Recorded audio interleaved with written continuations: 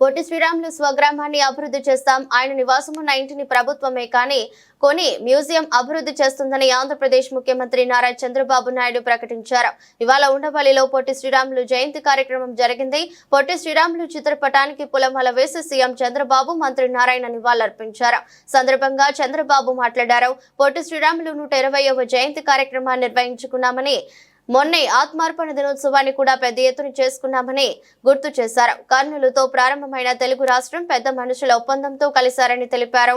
ఆ తర్వాత హైదరాబాద్ ను రాజధానిగా మార్చగా 11 ఏళ్ల క్రితం జూన్ 2వ తేదీన మళ్లీ ఏపీ విభజన జరిగిందని, ఏపీ ఏర్పాటుకు చాలా తేదీలు వచ్చినా డిసెంబర్ 15వ తేదీన పొట్టి శ్రీరాములు ఆత్మ బలిదానం చేసిన రోజు కాబట్టి ఆ రోజునే పొట్టి శ్రీరాములను మనం స్మరించుకోవాలని ప్రభుత్వం నిర్ణయించిందన్నారు. పొట్టి శ్రీరాములు త్యాగాలను నేటి తరానికి తెలియచెప్పేలా కార్యక్రమాలు నిర్వహించారు. జనం కోసం, తెలుగు జాతి కోసం ఒతికిన వ్యక్తి అమరజీవి పొట్టి శ్రీరాములు అని చంద్రబాబు కొనియాడారు. పొట్టి శ్రీరాములు మెమోరియల్ ట్రస్ట్ ఏర్పాటు చేస్తే బాగుంటుందన్నారు. చాలా సంతోషం. ప్రభుత్వాలు చేయడం కంటే అభిమానులు, సమాజం ముందుకొచ్చి ఆయన చేసిన త్యాగాల్ని గుర్తు చేసే విధంగా మీరు ట్రస్ట్ పెట్టి చేయగలిగితే అది ఎప్పటికీ శాశ్వతంగా ఉంటుంది.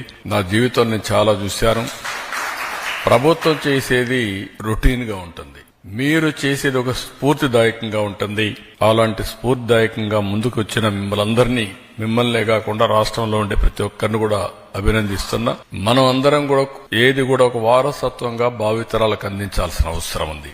ఏదైతే పొట్టి శ్రీరాములు గారు త్యాగం చేసిన తర్వాత ఒక రాష్ట్రం ఏర్పడి తెలుగు వారి పరిపాలనలో పాలన సాగే పరిస్థితి తీసుకొచ్చారు. అలాంటి సందర్భంలో అలాంటి వ్యక్తుల యొక్క త్యాగాల్ని 1 రోజు 2 రోజులు ఆలోచించడం కాకుండా శాశ్వతంగా చరిత్ర ఉన్నంత వరకు వీరిని గుర్తుపెట్టుకునే బాధ్యత మన పైన ఉంది. భావితరాలకు అందజేయాల్సిన బాధ్యత కూడా మన పైన ఉంది. దానికి మీరందరూ ముందుకు వచ్చి చేస్తామని చెప్పి వచ్చారు. చాలా సంతోషం.